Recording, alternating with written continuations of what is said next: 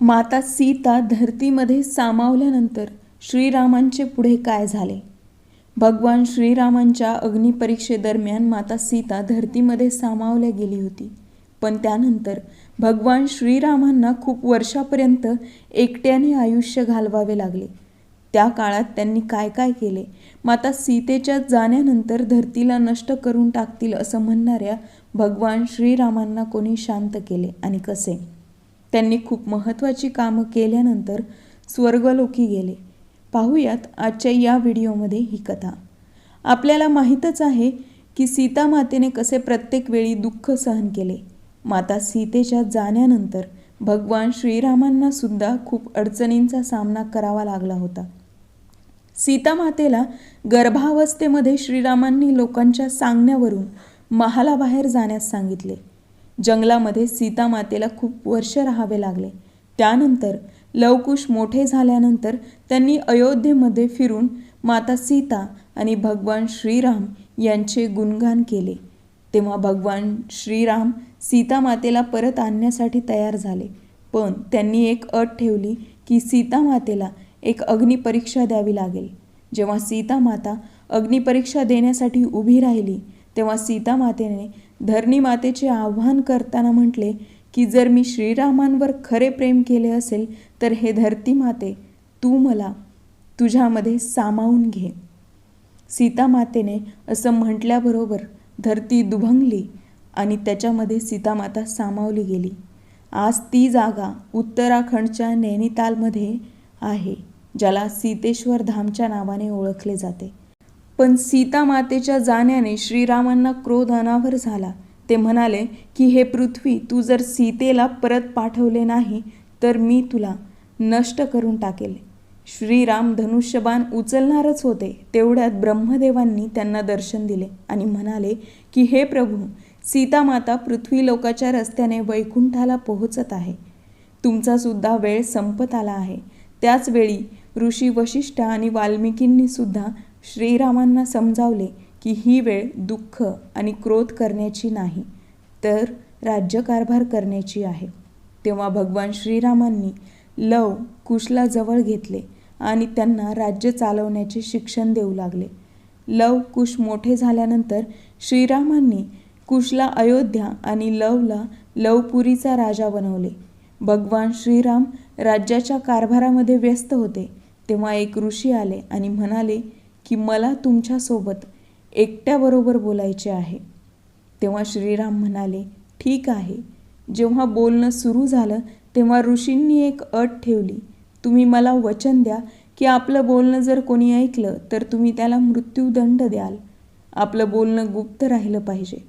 बाहेर सुरक्षा इतकी मजबूत असली पाहिजे की कोणीही आत आलं नाही पाहिजे. तेव्हा भगवान श्रीरामांनी लक्ष्मणाला बोलावून सांगितले की सुरक्षेची जबाबदारी तुझी. मोठ्या भावाच्या आज्ञेनुसार लक्ष्मण सुरक्षेसाठी स्वतः दारात उभे राहिले. त्यानंतर ऋषीने महाकालचे रूप धारण करून म्हटले की हे प्रभू, पृथ्वीवरील तुमची वेळ आता संपली आहे. तुम्ही वैकुंठ लोकला यावं हे सांगण्यासाठी मी आलो आहे. तेव्हा श्रीराम म्हणाले की ठीक आहे, मी विचार करतो. आणि याच दरम्यान दरवाजावर दुर्वासा ऋषी येतात.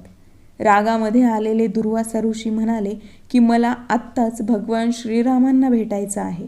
तेव्हा लक्ष्मण म्हणाले की श्रीराम कोणत्या तरी कामामध्ये व्यस्त आहेत. तुम्ही मला आदेश द्या, मी तुमची सेवा करण्यासाठी हजर आहे. पण दुर्वासा ऋषी त्यांच्या बोलण्यावर अडून राहिले. शेवटी दुर्वासा ऋषी रागात येऊन लक्ष्मणाला म्हणाले की जर तुम्ही मला थांबवण्याचा प्रयत्न केला तर मी संपूर्ण अयोध्या नगरीचा विनाश करेल. त्यावेळी लक्ष्मण काळजीमध्ये पडले आणि लक्ष्मणाने असा विचार केला की संपूर्ण अयोध्या नगरीला वाचवण्यासाठी मला माझे प्राण द्यावे लागले तरी चालतील, ते मला मान्य आहे. आणि लक्ष्मण लगेच त्या ठिकाणी गेले जिथे भगवान श्रीराम आणि महाकाल बसले होते. पण लक्ष्मणाला पाहिल्याबरोबर महाकाल अंतर्धान पावले आणि म्हणाले की हे श्रीराम, तुम्ही वचन दिलं होतं की जर कोणी आपल्या बोलण्यामध्ये आलं तर त्याला तुम्ही मृत्यूदंड देणार, त्यामुळे वचन पूर्ण करा. त्यामुळे भगवान श्रीरामांनी दुसऱ्याच दिवशी आपल्या प्राणापेक्षा प्रिय लक्ष्मणाला मृत्यूदंड देण्याचा आदेश दिला.